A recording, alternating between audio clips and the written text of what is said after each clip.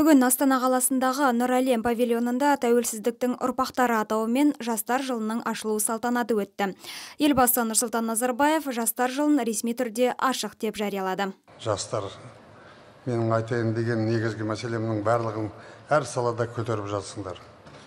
Осы 27 жыл тәуелсіздіктің ішінде көп нәрсе жасадық.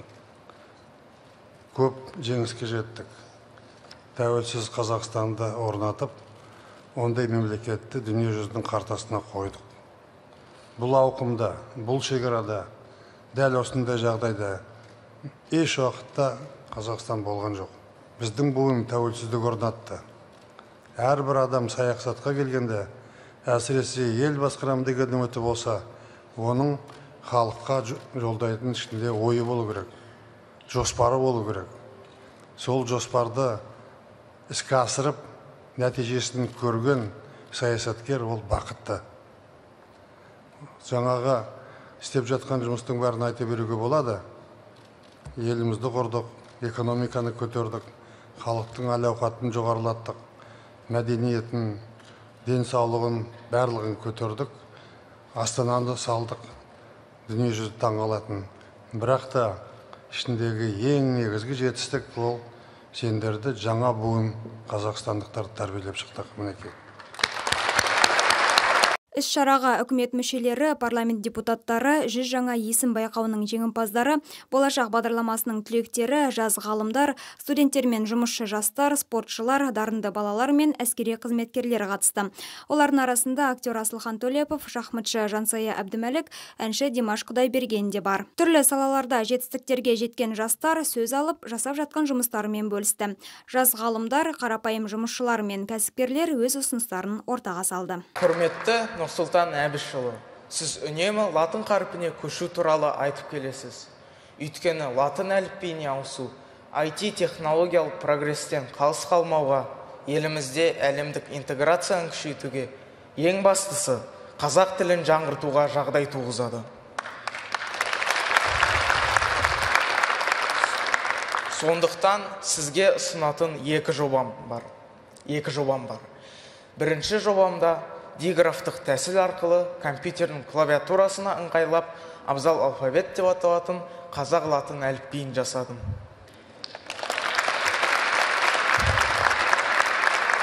Осы нұсқама авторлық куәлік алдым. Менің бұл нұсқам арқылы әлемнің кез келген жерінен компьютердің стандартты ағылшын клавиатурасын пайдаланып қазақша жазуға болады.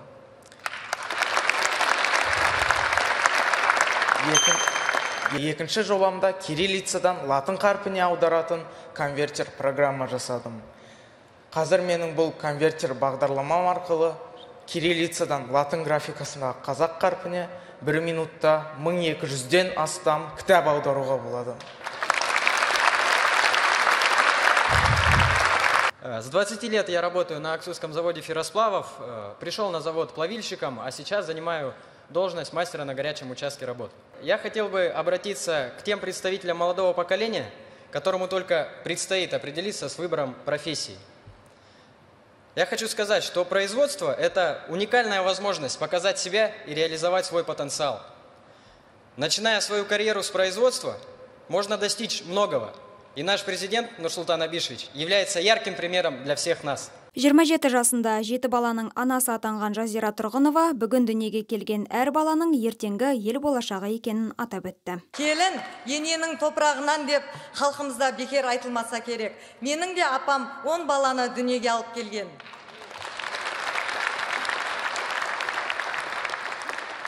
Мен еліміздің жастарын көп балалы болудан қорықпауға шақырамын. Өз кезегінде президент Нұрсұлтан Назарбаев жастар жылының ресми ашылуымен құттықтап, жастарды қолдауға бағытталған бірқатар шараларды атады. Елбасы ұсынған бастамалардың бірі жастарды баспанамен қамту мәселесі. Ол миллион тұрғыны бар 3 аймақта 1000-нан аса пәтер салуды тапсырды. Бұл тек жастар үшін ғана. Алайда бұл үшін жастардың тұрақты табысы болуы шарт. Мемлекет басшысы жастардың үкіметтен көмек күтпей, керісінше өздерінің елге пайдасын тигізуі керектігін баса айтты. Эти квартиры должны быть отнесены к категории арендного жилья. На решение этого вопроса также направлена инициатива 7-20-25. Вы знаете, надеюсь.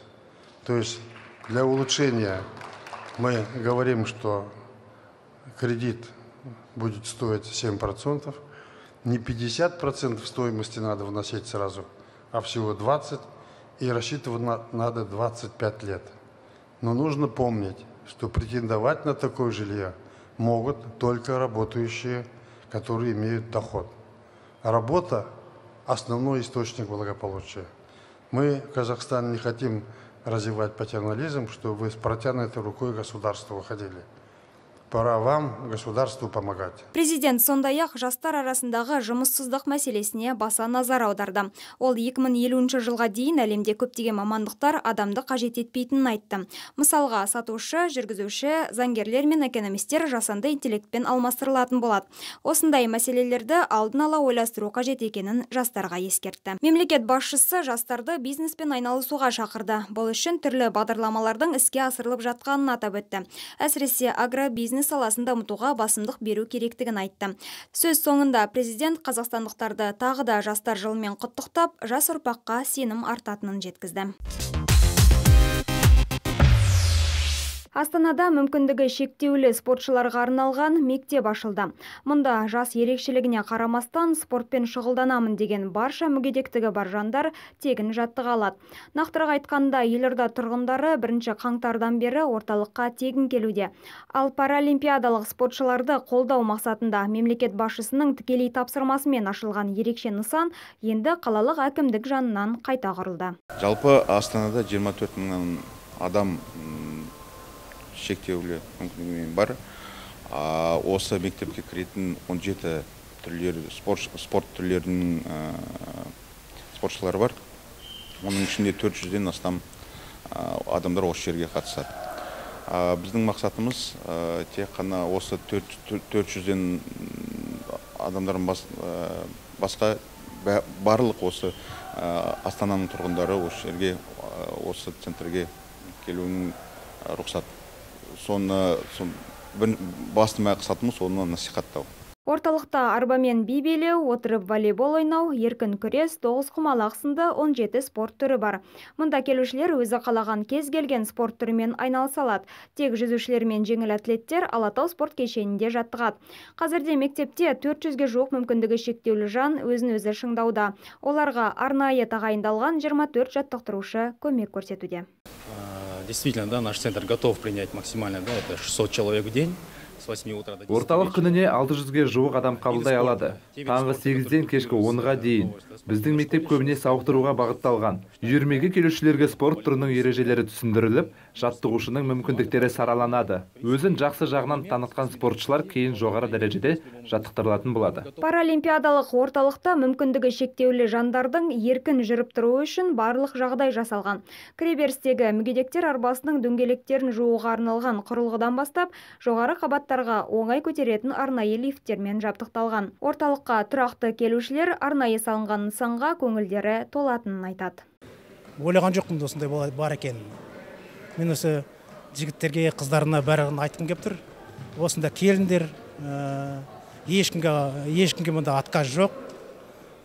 Любой кісі келіп, осылай мұнда мұнан ішінде неше түрлі волейболдан басқа настольный теннис,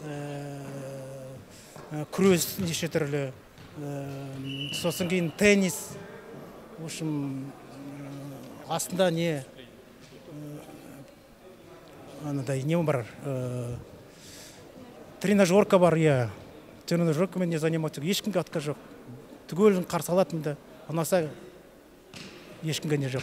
Мұнда халық кісілер істеп атқан қыздарға рахмет айтқым келеді.